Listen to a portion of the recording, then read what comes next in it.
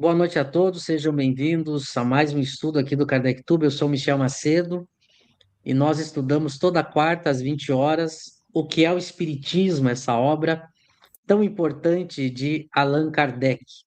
Além do estudo da quarta noite, nós temos lives todas as noites e todas as tardes aqui no KardecTube, de segunda a sexta-feira, às 14 horas. Estudamos todos os dias o Evangelho segundo o Espiritismo. Na segunda-feira, o Livro dos Espíritos. Na terça-feira, às 16h30, agora, nós estudamos criticamente o nosso lar. Quarta-feira, que é o Espiritismo. Na quinta-feira, amanhã, às 20 horas, estudamos um artigo do site revistaespírita.net.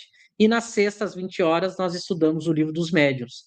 O Livro dos Médiuns é um estudo fechado para os assinantes. Então, se você quer estudar conosco o Livro dos Médiuns, você assina o KardecTube e pode estudar conosco essa obra. Para você assinar, você clica aqui no canal em Seja Membro ou no link que está na descrição desta live ou nos deixa uma mensagem aqui, um comentário que a gente ajuda a assinar. Assinando, você contribui para a manutenção e ampliação do projeto do KardecTube e também estuda conosco o Livro dos Médiuns. Nosso objetivo é, até o final de 2026, chegar em 100 assinantes. E já estamos indo para a metade. Quando a gente chegar nos 50 assinantes, além de proporcionar o estudo do Livro dos Médiuns, a gente vai criar um grupo no WhatsApp e vamos sortear uma vez por mês uma obra espírita ou de filosofia de qualidade entre os assinantes. Então, assine o KardecTube. E você que está chegando agora, se não quer assinar agora, se não pode assinar, tem 9 lives que você pode assistir conosco aqui. E também você ajuda se inscrevendo no canal. Então, se inscreva se você não é inscrito no canal, é rapidinho, clica aqui em inscrever-se, já nos ajuda muito. Lembrando que tudo que a gente produz aqui fica gravado, você pode ter acesso na playlist, não consegue assistir ao vivo, assista depois, fica tudo sempre bem organizado e gravado. Estamos estudando aí a obra que Kardec indica como para os iniciantes do Espiritismo. Ele construiu 3 obras para isso. Ele escreveu o Espiritismo em sua mais simples expressão, nós estudamos toda essa obra aqui. Ele escreveu o resumo da lei dos fenômenos espíritas para os iniciantes, nós estudamos toda ela aqui. E agora nós estamos estudando a terceira obra para os iniciantes que ele construiu, que foi o que é o Espiritismo. Estamos aí já há 38 semanas estudando. E essa obra, que é o Espiritismo, ela é dividida em diálogos na sua primeira parte. Kardec discute com o crítico, com o cético e com o padre. Nós estamos na parte do diálogo com o cético, já vimos todo o diálogo com o crítico, já vimos também a definição do que é o Espiritismo, que Kardec dá no início dessa obra, e agora estamos no diálogo com o cético, que é dividido por temas. E o tema que a gente está vendo aí já há algumas semanas é a oposição da ciência. Então, você que não assistiu antes, assista na playlist, e é daqui que a gente parte.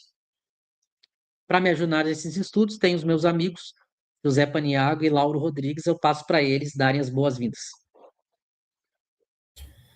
Muito boa noite a todos, aos amigos, boa noite Michel, boa noite Lauro, aos que estão nos acompanhando no chat. Mais uma vez estudando a obra de Kardec e tratando desse tema da relação da ciência com o espiritismo. Desejo excelente estudo a todos nós. É isso aí. Boa noite, Michel, boa noite, José, e boa noite a você que está conosco para o estudo, né, da obra que é o Espiritismo. Então, sejam bem-vindos e participem, comentando e trazendo as suas questões, as suas dúvidas, tá bom, pessoal? Que tenhamos um bom estudo. É isso aí. O pessoal, aos pouquinhos, vai chegando. A gente já tem aqui nos comentários o Daniel, do Rio de Janeiro, que é um dos nossos últimos assinantes, que está sempre presente nas nossas lives. Seja bem-vindo. E vamos ao texto, né?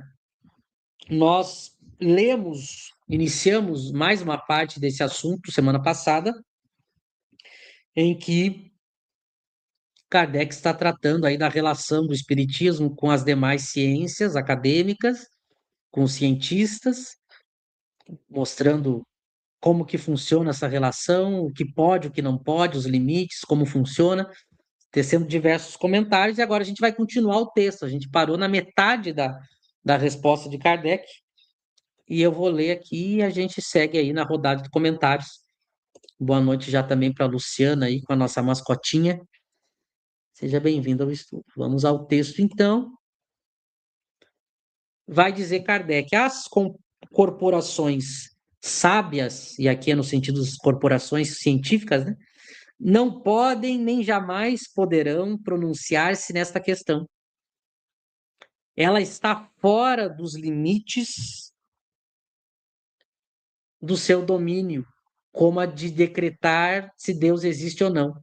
É, pois, um erro fazê-las juiz delas. O espiritismo é uma questão de crença pessoal, que não pode depender do voto de uma assembleia, porque esse voto, embora lhe fosse favorável, não tem o poder de forçar convicções.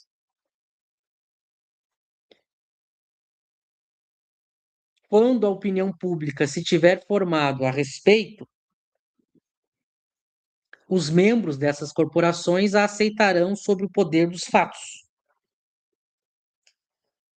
Deixai passar esta geração, levando os prejuízos do seu obstinado amor próprio, e vereis que se há de dar com o espiritismo o mesmo que se deu com tantas outras verdades, tão combatidas e de que hoje seria ridículo duvidar. Hoje chamam loucos aos crentes. Amanhã será a vez dos que não crerem. Foi o mesmo que se deu com os que acreditavam no movimento de rotação da Terra. Nem todos os sábios, porém, julgaram do mesmo modo. E notai que agora chamo sábios aos homens de estudo e saber, tenham ou não um título oficial. Muitos fizeram o seguinte raciocínio: não há efeito sem causa. E os efeitos mais vulgares podem conduzir-nos à solução dos mais difíceis problemas.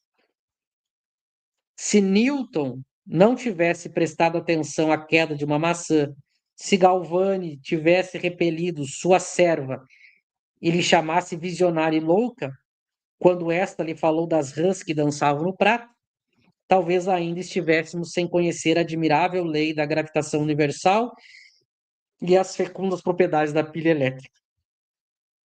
O fenômeno burlescamente designado sob o nome de dança das mesas não é mais ridículo do que a dança das rãs.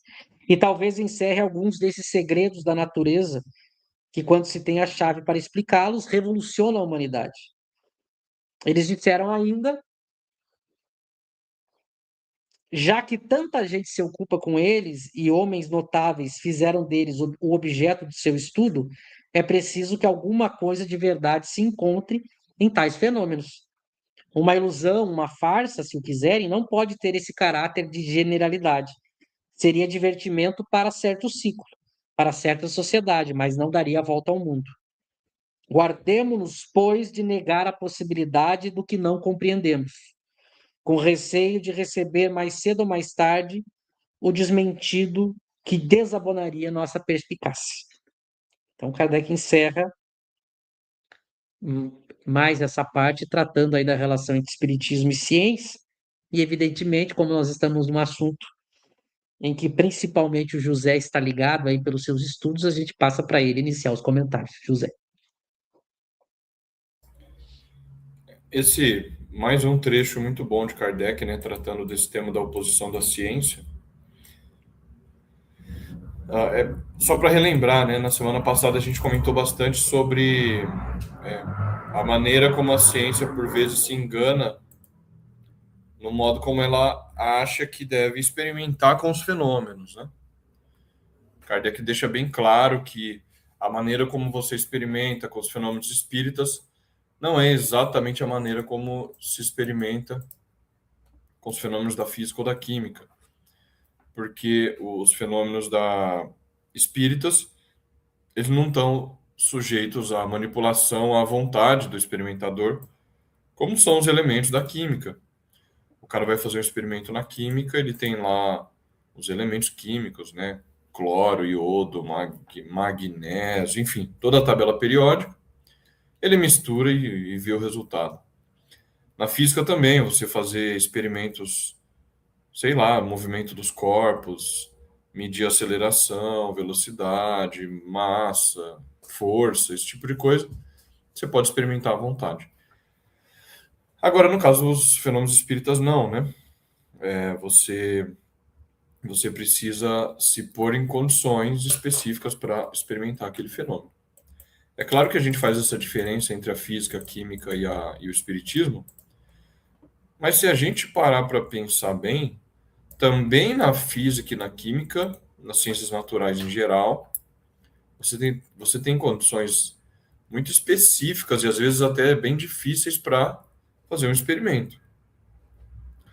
Os exemplos que eu dei são mais simples, né, da física e da química, mas se você for para mecânica quântica, nenhuma pessoa consegue fazer um experimento de mecânica quântica facilmente na sua casa. Alguns de vocês devem conhecer o acelerador de partícula chamado CERN, que fica lá na Suíça, né? Tem pesquisador brasileiro, eu conheço, inclusive pessoas da física, que saem daqui do Brasil para ir até lá fazer pesquisa. Então o cara não consegue experimentar facilmente com situações ali da mecânica quântica. Ele precisa viajar para outro país com um aparelho que custou milhões e milhões de dólares, muito caro, para poder fazer aqueles experimentos. Da mesma maneira, esse é um exemplo que o Cosme já deu, né? As pessoas dizem assim: para ser ciência, você precisa conseguir reproduzir aquele fenômeno. Aí o Cosme diz assim: mas na economia, como é que você reproduz a crise de 29? Como? Vamos quebrar todas as empresas, vamos quebrar todos os bancos, a bolsa de valores, para reproduzir o fenômeno e a gente conseguir observar? Não faz nenhum sentido. Então, cada ciência vai ter a sua maneira específica de lidar com o fenômeno. No caso do espiritismo, é a maneira como a gente conhece. Fazer evocação, conhecimento teórico prévio, tudo aquilo que Kardec coloca em O Livro dos Médiuns, né? Então, só retomando essa parte da experimentação da semana passada que a gente acabou comentando. Agora, com relação ao texto que nós lemos agora, o trecho do texto que nós lemos agora, Kardec vai falar sobre as corporações sábias não podem jamais pronunciar-se nesta questão. A gente vem comentando sobre isso, né, aqui no estudo. Na época, o cientista, que a gente usa a palavra cientista hoje, era chamado de sábio, né?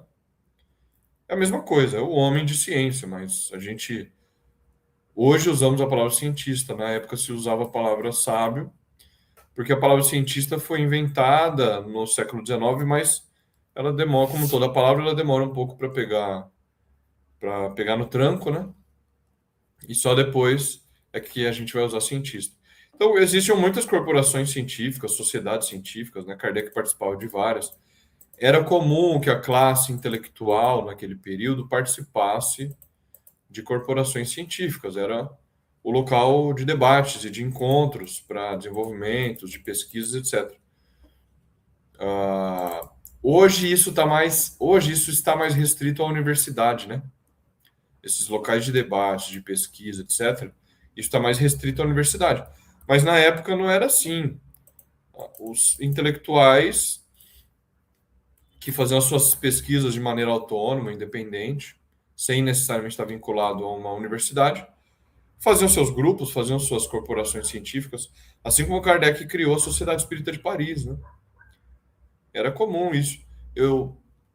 A gente vê na história do espiritismo que várias pessoas letradas ali no entorno de Kardec fundaram as suas sociedades também. O Lemarie fundou, o Delian fundou, vários personagens ali do contexto do espiritismo, né? E essa é uma outra coisa que Kardec vai dizer aqui. São duas coisas. Primeiro, as corporações sábias não têm uma opinião a dar porque elas tratam de outros temas, simplesmente. Os físicos, os químicos não têm uma opinião a dar sobre o espiritismo, não faz nenhum sentido.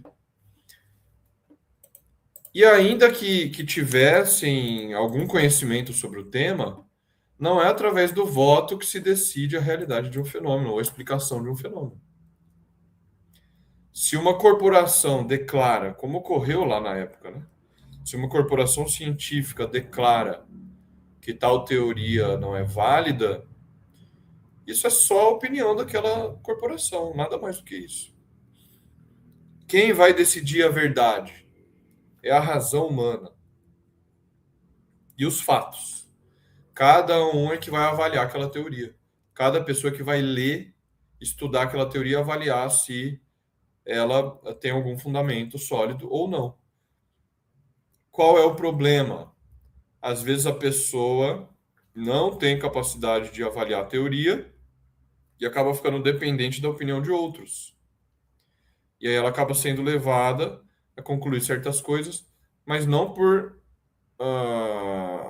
porque ela por si mesma estudou e avaliou aquilo, mas porque ela está seguindo a opinião de outros.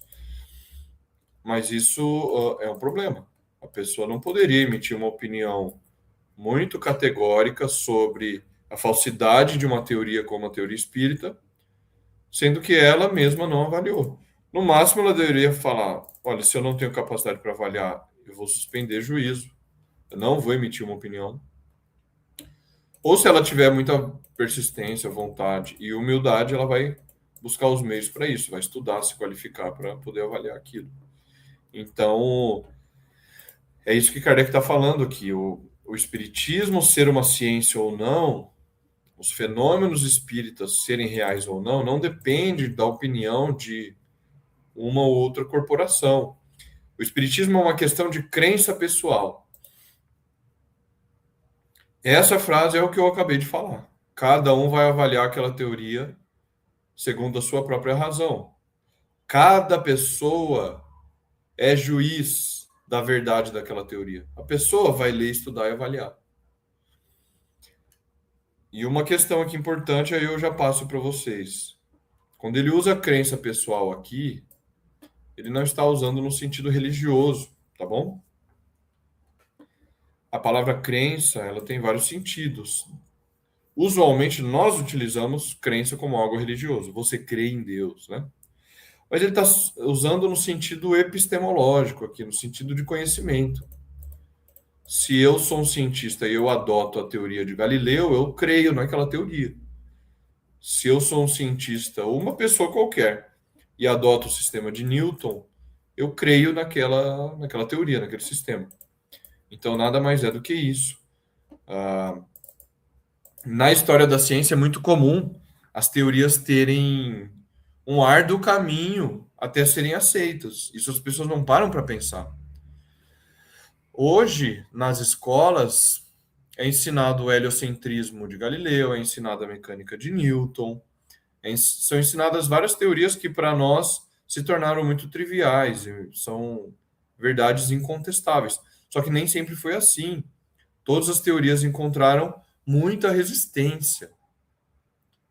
Muita resistência. O Espiritismo também encontrou resistência e encontra ainda. Mas isso não difere do normal da história da ciência. O normal é uma guerra entre as teorias, entre os cientistas. Debates, argumentações, tentativas de refutação. Newton teve que argumentar muito para defender a teoria dele. Não é simplesmente aqui estão as evidências, toma, agora aceitem. Não é isso. Ele teve que suar muito para que os pares dele pudessem começar a mudar a opinião. Muitos morreram sem aceitar a mecânica de Newton, gente. Muitos morreram sem aceitar o heliocentrismo de Galileu. Isso é natural na história da ciência. As pessoas desconfiavam da gravitação, achavam que era o ocultismo da parte do Newton, achar que à distância um corpo podia exercer força sobre o outro. Isso é a gravitação, uma força invisível de um corpo exercendo força sobre o outro. As pessoas achavam que era coisa mística, ocultista. Já comentei isso aqui. Então, voltando, não é uma assembleia que vota e decide a verdade de uma teoria. Cada pessoa avaliando vai julgar. E quando a opinião geral tiver sido convencida, aí a universidade vai ter que dar ouvidos àquilo, e aí eles vão ter que se debruçar seriamente sobre aquela teoria. Hoje, só para finalizar, eu passo para vocês. Essa questão do peso da opinião pública é muito forte. É muito forte. A gente vê que as instituições, o Estado, a justiça, hoje em dia levam muito em conta a opinião pública. A gente vê até julgamentos na esfera jurídica sendo influenciados pela opinião pública. Então, hoje em dia, muitas vezes é mais vantajoso a pessoa, e hoje o instrumento melhor para isso é a internet, é muito mais vantajoso a pessoa ganhar a opinião pública do que ganhar um processo na justiça, muitas vezes. Só para dar a dimensão disso. Se o cara consegue viralizar um vídeo e fazer muito dinheiro, que importa ele pagar uma indenização e perder um processo jurídico? Se ele tiver a opinião pública ao lado dele, percebe? Então, o que eu quero dizer? A gente acha que o Estado é forte, sim, a justiça é forte, sim, a universidade é forte, sim. Só que muitas vezes essas instituições elas devem se curvar ao peso da opinião pública. E Kardec já sabia disso, claro, usando para o bem aqui, né? Quando as pessoas passarem a valorizar aquela teoria, chega uma hora que não dá mais para a universidade ficar em silêncio. E aí ela vai ter que se debruçar seriamente sobre aquilo, ela vai ter que curvar o seu orgulho, vai ter que abandonar os seus preconceitos e encarar seriamente aquela teoria. Porque o grande problema é isso. Nenhum cientista, nenhum filósofo que se opõe ao espiritismo jamais estudou a fundo e seriamente a teoria espírita. Isso a gente precisa reconhecer. Eu não conheço nenhum até hoje. Eu nunca vi um trabalho exaustivo de refutação do espiritismo, ponto a ponto. Eu nunca vi. O que a gente tem são trabalhos assim... Não são nem trabalhos, são às vezes opiniões risíveis de pessoas que nitidamente não conhecem do que estão tratando. E aí a gente volta lá no crítico. O primeiro dever do crítico sério é conhecer do objeto de que está tratando. Então a gente não pode levar a sério esse tipo de crítica. Eu penso também, eu fico imaginando que quando Kardec, em vários momentos, né, na Revista Espírita, em suas obras, ele vai combater a ideia, né, de que o Espiritismo era uma religião, e tanto é que, né, em 1868, na Revista Espírita de 1868, em dezembro, ele aborda esse assunto de forma definitiva, né, deixando claro que o Espiritismo não é uma religião. Porque eu acredito que, como um visionário que era, alguém que poderia prever o futuro, de alguma forma, que as pessoas não levariam o Espiritismo para o terreno científico, e levaria o espiritismo para um terreno mesmo religioso, como isso ocorreu, né? E isso se tornou um problema, porque como que as pessoas vão olhar para algo que se diz uma ciência, porque isso é repetido pelos espíritas, que o espiritismo tem até um tríplice aspecto, mas como que as pessoas sérias vão olhar para algo onde esse algo é tratado com tanta leviandade, né? Então, se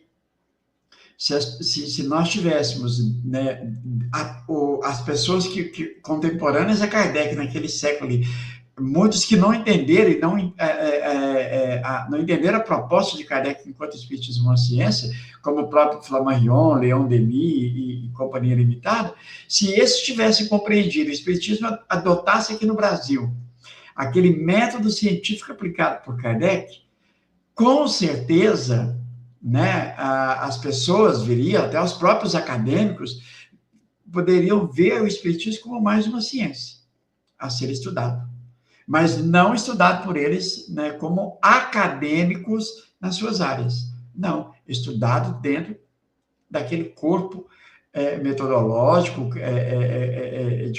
criterioso que Kardec organizou, né? Eu acho que o prejuízo está muito, muito nesse sentido, se isso tivesse ocorrido, as pessoas se renderiam, né, às evidências. Falar, olha, realmente nós temos que olhar esse espiritismo como uma ciência, porque ele tem critérios que devem ser obedecidos para a desenvolver, né, essa ciência. Não é a Deus dará, ou como a minha ciência, como a ciência do fulano, ou seja, química, biologia, astronomia, que é pelo contrário.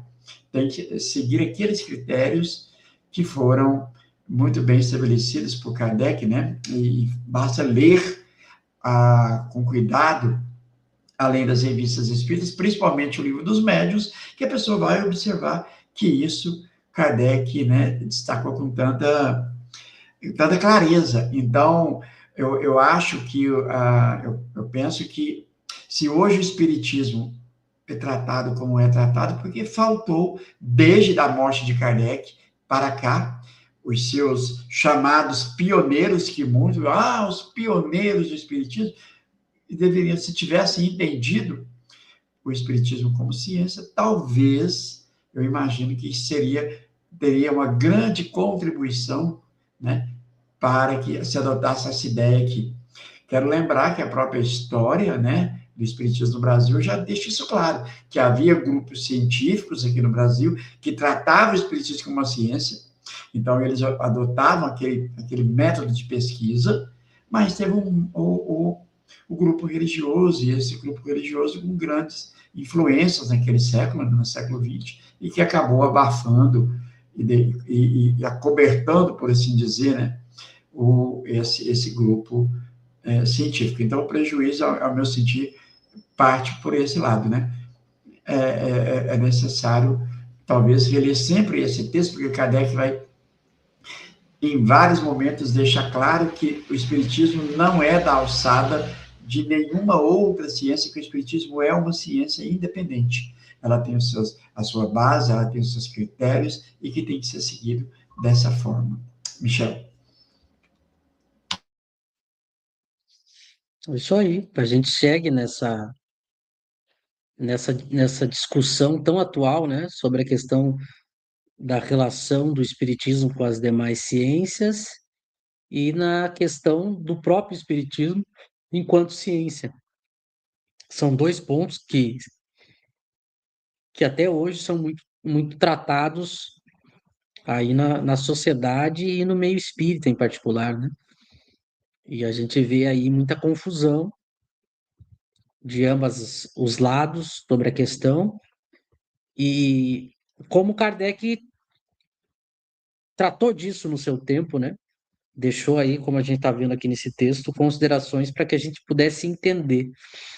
A gente vê que o Espiritismo, como uma ciência nova, e com o Espiritismo, eu costumo dizer, ele tem duas características que naturalmente já dão um, um trabalho, uma luta de ideias e debates natural, né? O primeiro é que é uma ciência nova, ou seja, toda ciência nova, ela tem, como o José citou, esse período aí de, de muitos embates e avaliações e opiniões e grupos que aceitam, grupos que não aceitam. Então, naturalmente, uma teoria nova, ela tem que enfrentar a crítica, o debate de ideias, né? E o Espiritismo, além de ser uma teoria nova, é uma teoria nova de um objeto novo, que vai exatamente na contramão de tudo que era feito, né? Porque vai tratar aí como objeto de estudo dos espíritos. Então, ele tem um elemento que ainda faz ser mais difícil a sua aceitação. Então, ele tem um período, né, de ser compreendido, ser feito, estudado, compreendido, praticado, comprovado. Há naturalmente um tempo que é preciso para que as coisas avancem, né? Um tempo natural. E que a gente vê acontecendo isso tudo na época de Kardec, né? A gente vê Kardec construindo a doutrina, ao mesmo tempo defendendo essa teoria, fundamentando essa teoria, dialogando com os diversos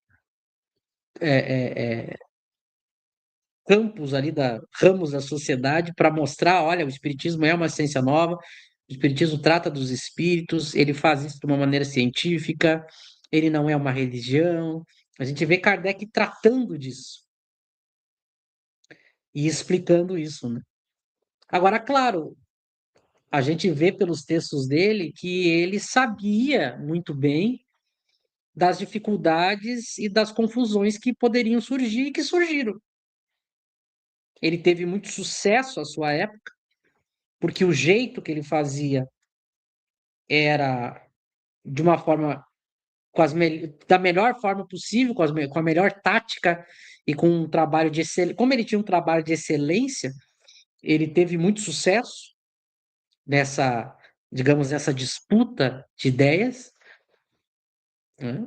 E tanto na disputa quanto no entendimento, na construção e na prática dessa ciência, todas as maneiras que ele ali desenvolvia, ele foi muito exitoso, né?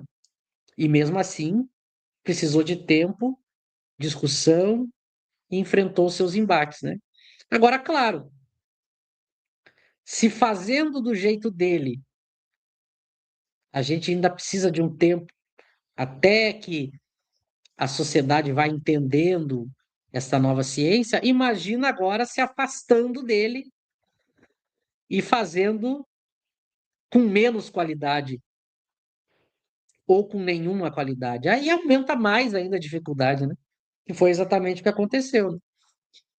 Aí você vai ter as pessoas agora falando em espiritismo, não seguindo a racionalidade, os fatos e tudo que ele fazia. Então isso vai gerar mais contradição e descredibilidade. E você tem aí um avanço num misticismo, com uma doutrina que é uma espécie de salada de superstição, com crendice. Bom, aí quando você cai nesse terreno, você vai se afastando da discussão sábia, filosófica, científica, e todos os que participam dessas discussões, naturalmente, vão cada vez mais não dando bola para esse espiritismo, né? Porque as pessoas que, em geral, têm um certo grau de inteligência, elas vão olhar e dizer assim: ah, isso aqui eu não tenho tempo para perder com essas bobagens, né?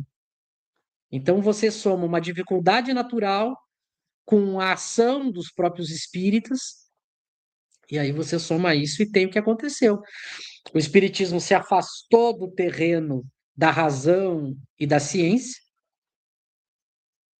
Os homens de ciência, não é que os homens de ciência hoje, eu estou falando dos sérios, né?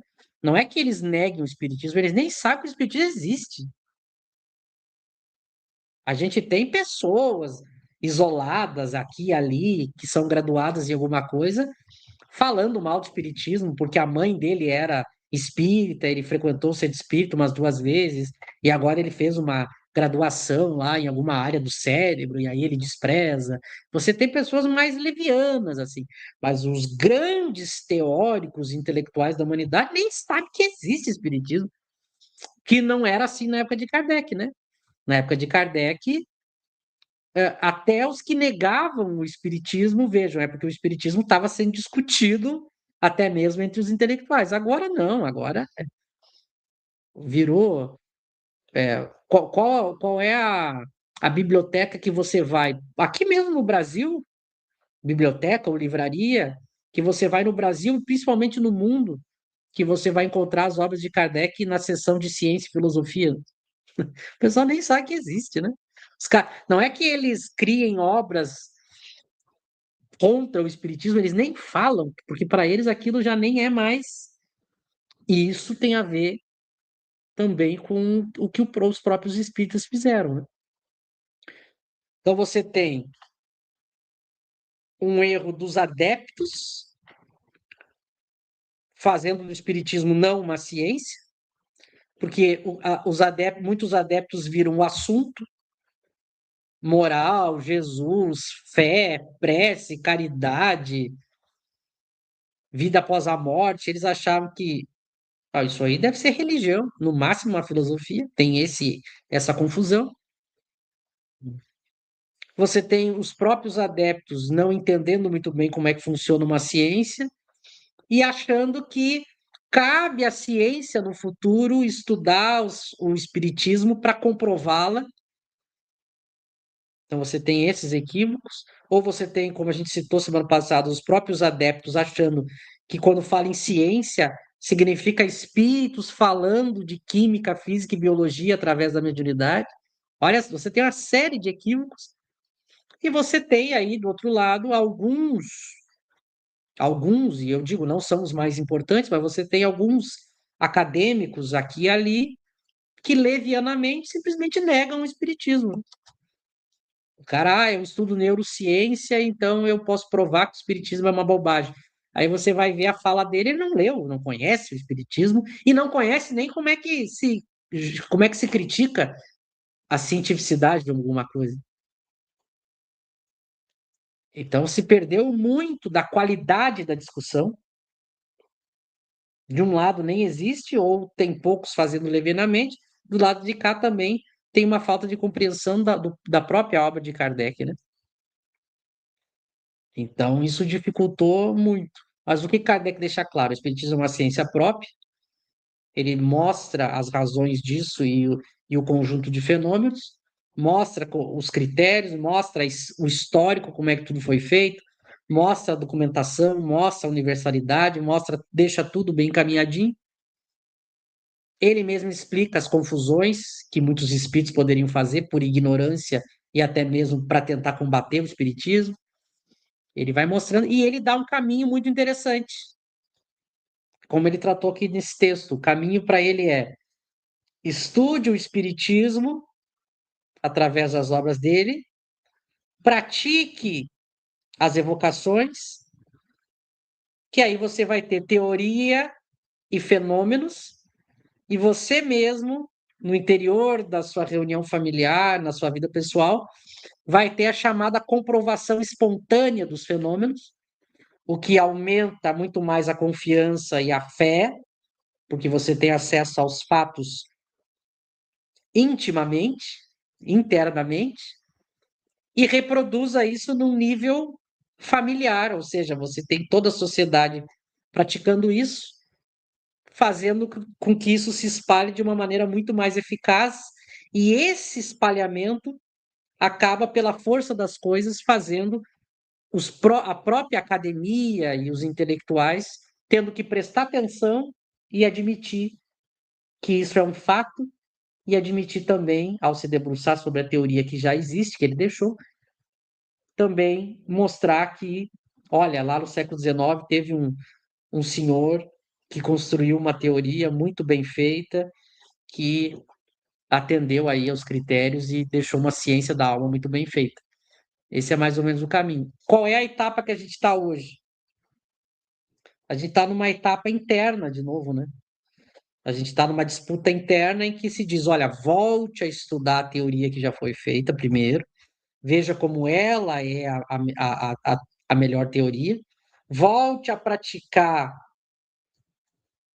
o que envolve os fenômenos dessa ciência, que são as evocações, para depois isso voltar a ser um debate público e chamar a atenção dos mais sábios, né? Então a gente está numa retomada muito lenta, né? E claro, se a gente for tentar estudar por que tudo isso aconteceu, eu costumo concordar com o que os estudiosos mais profundos de Kardec dizem.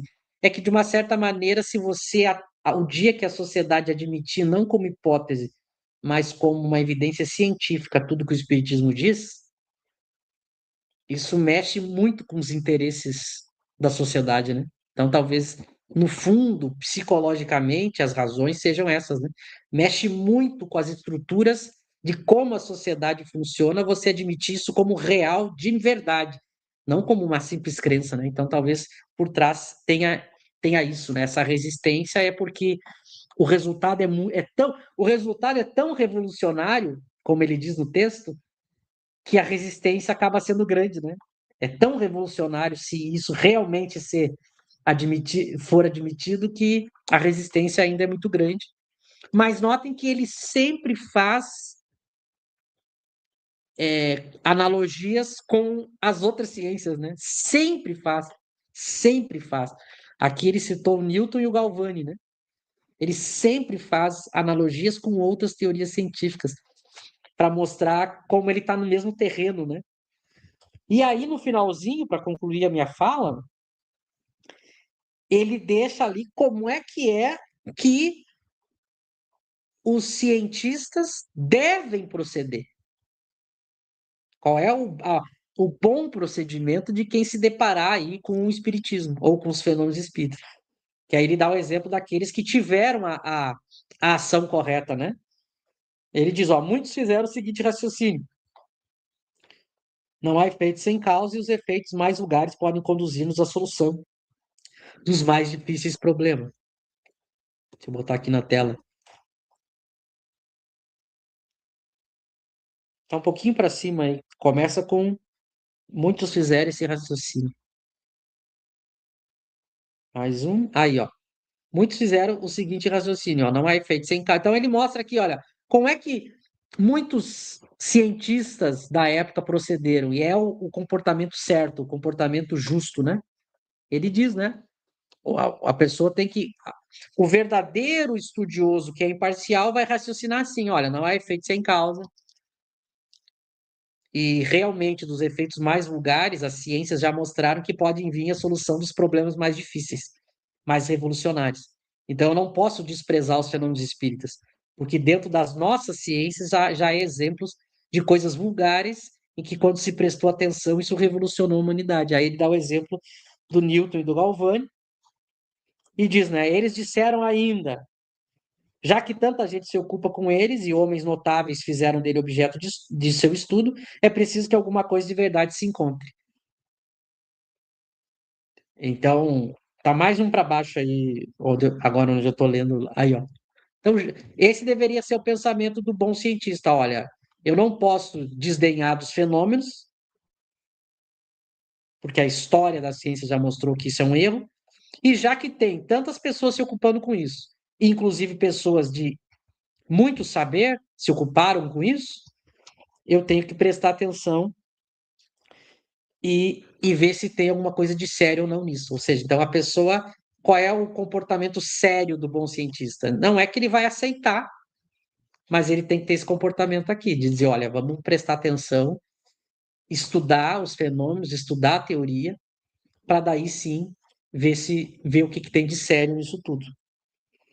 E aí ele diz, ele termina, guardemos, pois, de negar a possibilidade do que não compreendemos, com receio de receber mais cedo ou mais tarde o desmentido que desabonaria nossa perspicácia.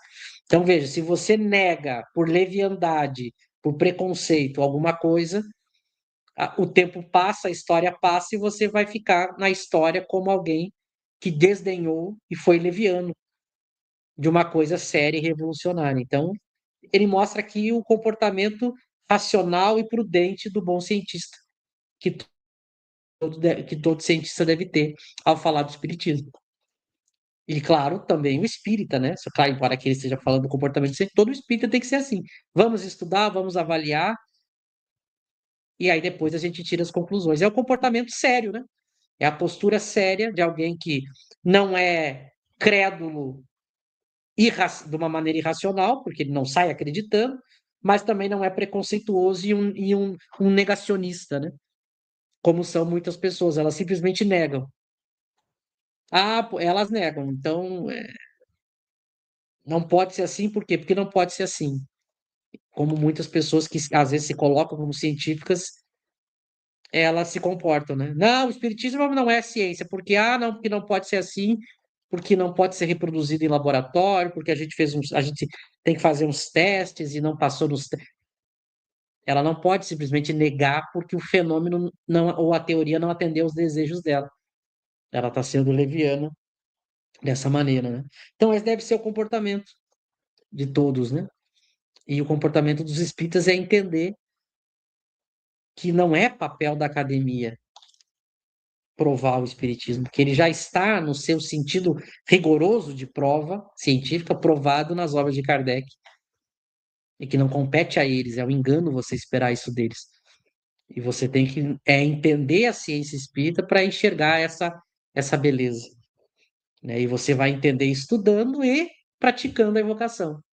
E aí você vai tendo as comprovações necessárias, né?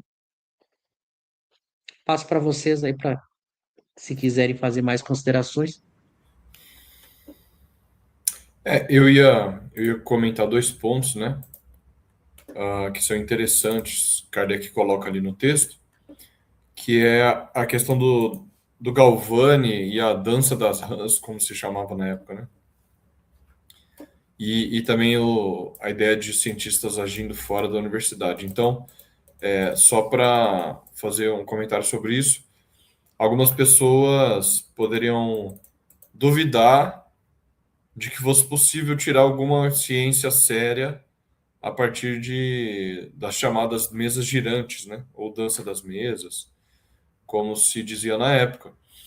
A pessoa poderia ver aqueles fenômenos e achar que era um passatempo, uma coisa besta que você não deveria dar atenção, né? Mas Kardec cita esses fatos muito simples na história da ciência que vão dar origem a teorias muito importantes e que se tira algo de sério dali, né?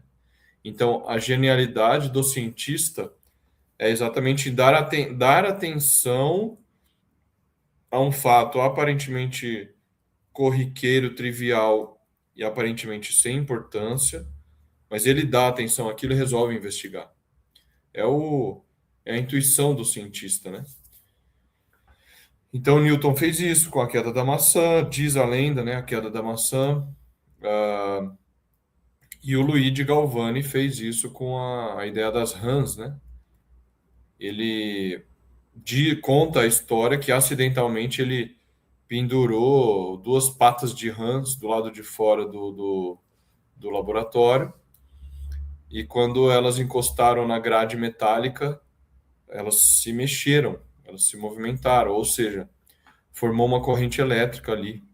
Quando a pata da rã encostou nos dois metais, fechou a corrente e aí passou a corrente elétrica.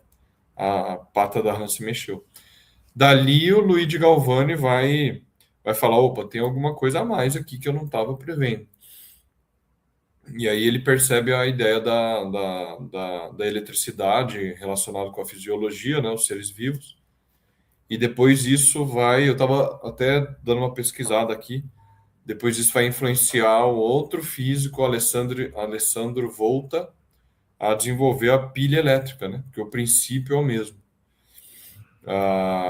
Então é isso, na história da ciência, esses episódios, eles se multiplicam, né? De uma coisa aparentemente simples, você tira toda uma teoria, todo um princípio que vai explicar uma lei da natureza muito importante. E o outro comentário que eu ia fazer é essa questão do espiritismo não estar dentro da universidade. Já vi várias pessoas argumentarem isso. Não, o espiritismo não está dentro da universidade, não é aceito pelos cientistas, então ele não pode ser considerado uma ciência. Só que quando você pega a própria história da ciência, grandes descobertas foram feitas fora da universidade. A maneira como a universidade se organiza hoje, burocratizada, com várias regras dentro das instituições, ela é uma coisa muito recente. Muitas descobertas foram realizadas fora da universidade. Pessoas trabalhando de maneira autônoma, independente. E até pessoas que não tinham uma carreira de cientista. Os pensadores nos séculos passados, eles eram generalistas, eles eram professores, cientistas, filósofos, médicos, advogados, artistas, muitas vezes. Não existia a especialização como nós temos hoje.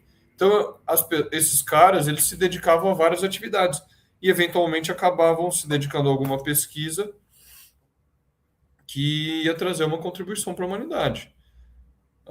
Só para finalizar esse comentário, tempos atrás eu trabalho em escola, estava conversando com os professores de física, e aí eles disseram, olha, hoje, não só nos tempos antigos, mas hoje atualmente existem muitos astrônomos amadores. Astrônomos, que o cara não é astrônomo profissional, ele é jornalista, ele é advogado, ele é pedreiro, ele tem qualquer outra profissão, só que o cara é apaixonado por astronomia e ele tem um telescópio em casa, fica fazendo observação do céu. E, eventualmente, o cara pode observar algum fenômeno importante para a astronomia. Ele vai lá, registra, publica aquilo, e os astrônomos profissionais recebem esses dados e passam a dar atenção. E essa professora que me dizia isso, ela disse, essas pesquisas são muito bem-vindas dos amadores, porque o universo é muito grande, né? O número de astrônomos profissionais que existem não dá conta para fazer todas as observações necessárias do céu. Muitos fenômenos acabam se perdendo, porque, claro, você tem um número limitado de profissionais atuando nisso, né? Então, são muito bem-vindas as pesquisas dos astrônomos amadores, diletantes. E tem alguns até que ficam famosos. O cara faz uma descoberta importante. Imagina, o cara é técnico de TI, arruma um computador durante o dia e à noite ele vai observar o céu, faz uma descoberta importante e manda para os pesquisadores. Ó, eu vi um negócio aqui. Ou seja, uma observação científica valiosa não precisa necessariamente estar dentro da universidade e seguir todos os protocolos da universidade. Pelo contrário, né, às vezes a universidade mais atrapalha do que ajuda o desenvolvimento da ciência. Porque ela tem tantas regras, tanta burocracia, que se você tivesse uma pesquisa mais livre, talvez a ciência caminhasse até mais rápido, né? Tudo isso para dizer que o fato de o espiritismo não estar na ciência, o fato de Kardec ter criado o espiritismo, a teoria espírita, fora da universidade, não é demérito algum.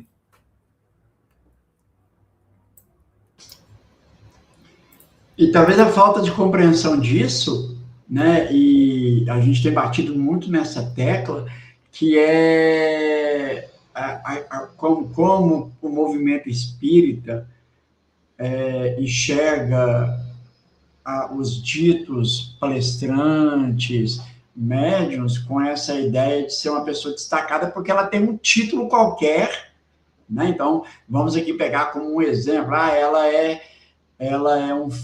essa pessoa é um físico, então logo ela tem autoridade para falar de espiritismo porque ela é físico, né? E a gente tem batido nessa tecla, pelo menos eu defendo a ideia de que quando você fala assim, é um físico espírita, se você entender que ela é um físico espírita numa questão de crença, de ser adepto, perfeito.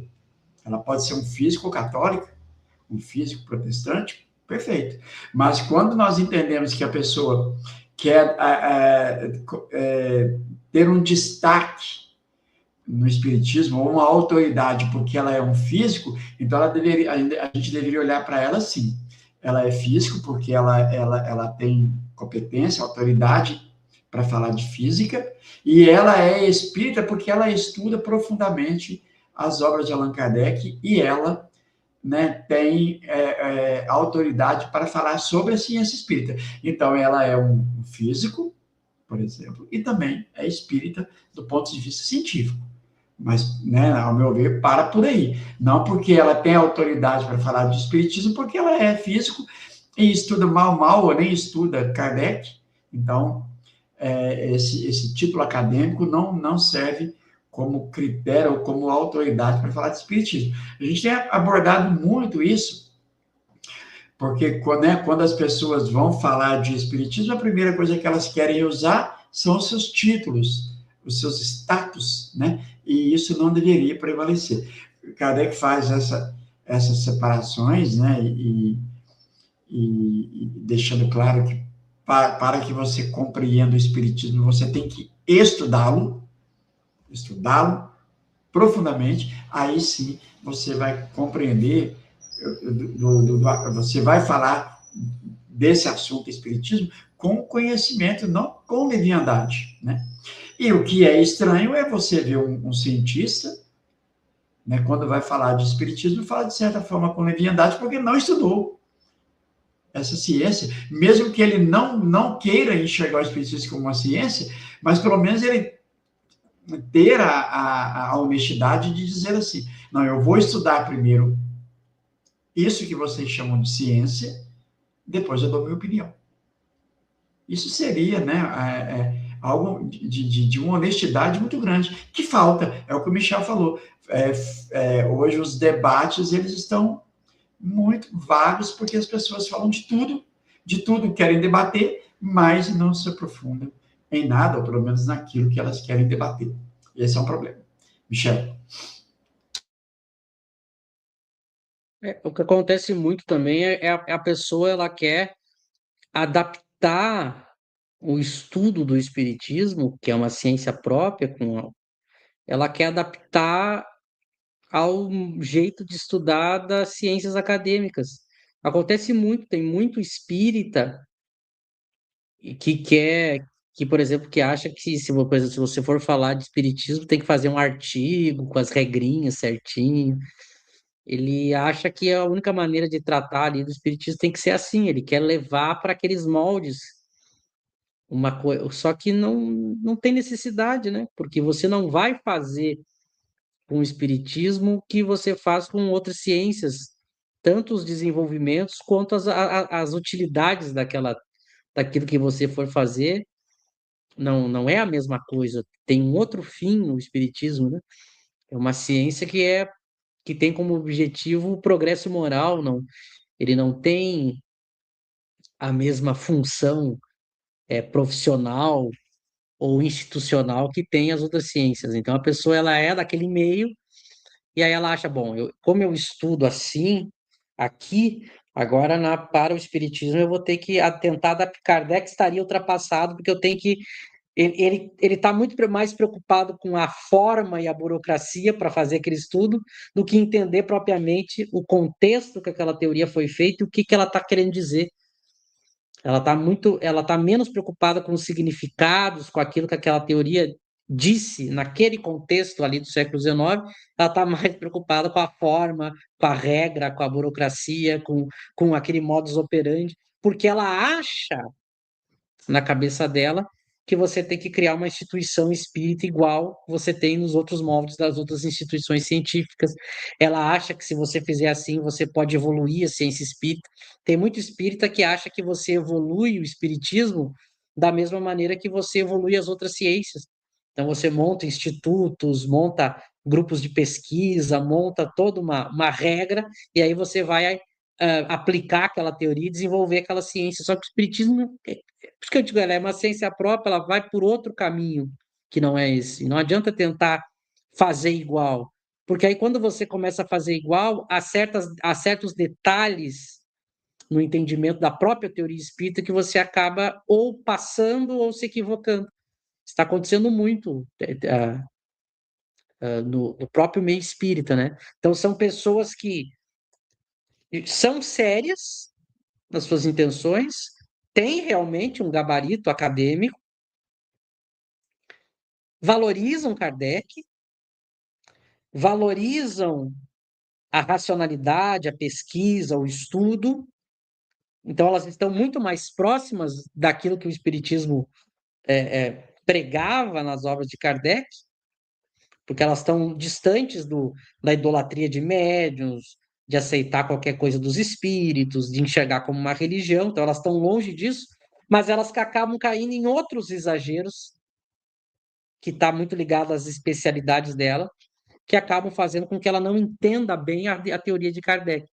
Por isso, Kardec vai dizer, lá, ele diz isso em vários lugares, mas lá naquele famoso item 8 da introdução do Livro dos Espíritos, ele vai dizer que para você estudar o Espiritismo, como que você faz com qualquer teoria nova, você tem que estudar sem preconceito, você tem que ouvir o que o autor está dizendo, entender o que ele disse, o que ele fez, entender o contexto no que ele estava fazendo, para você poder extrair o que o autor quis dizer.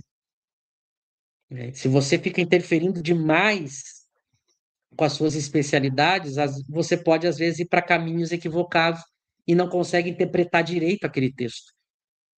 Então, isso acontece muito. Tem um livro aí que está para sair que eu estou muito curioso, eu ainda não vou opinar, né?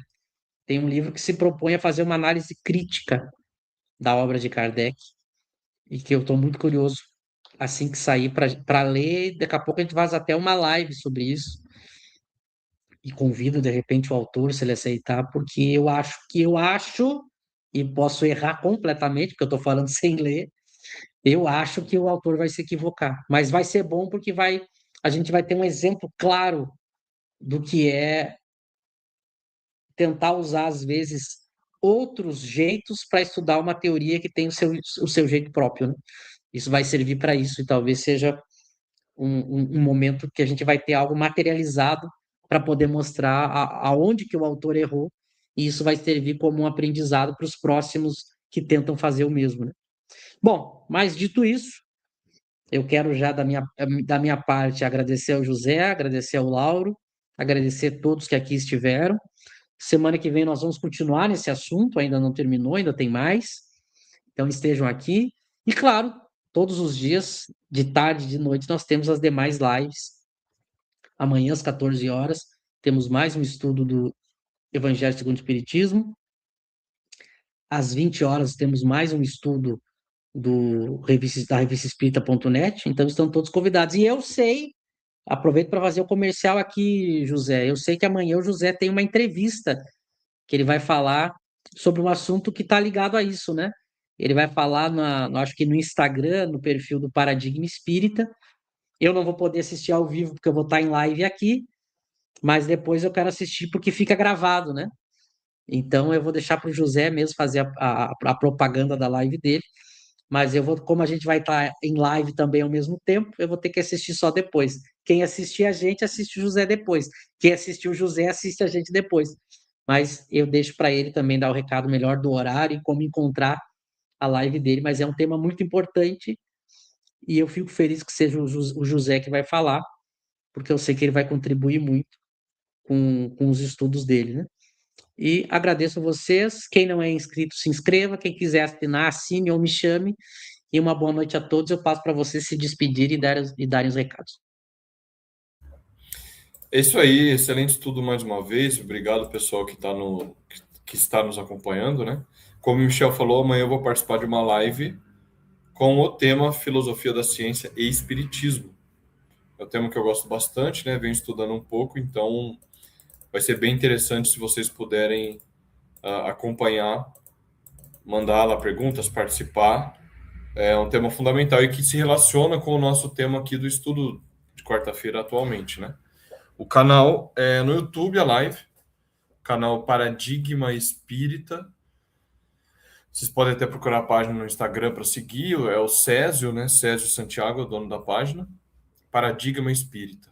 Vai ser amanhã às 20 horas no canal do YouTube Paradigma Espírita do Césio Santiago. Estão todos convidados.